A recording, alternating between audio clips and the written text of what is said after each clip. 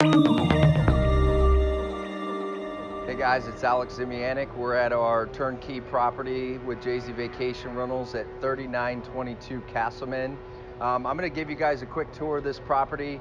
This has been a really exciting property for us. We've owned it a little bit over a year. Just went under contract for a turnkey, so we're going to talk about that here in a bit.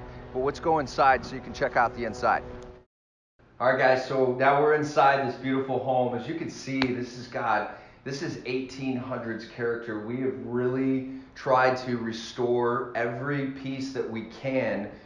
This is a historic district that this falls under. So all of this woodwork is completely original. All of the sliding doors, the door transoms, the window doors. We try to keep as much of the character as we can, while also making it a beautiful and luxurious three-level turnkey home or vacation rental.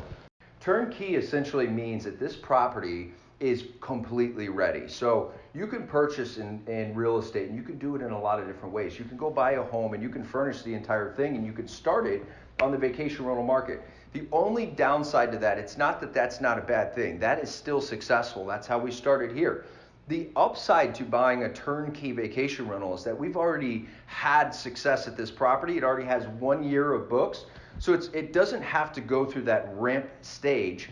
With revenue management in a turnkey rental, you're constantly looking at the price, the demand, and so it's going to always start out a lot lower in pricing, and then it's going to raise over time based on seasonality, occupancy, and how many days out it is. Everything in the travel industry is about an experience, whether that's in Miami or that's in St. Louis.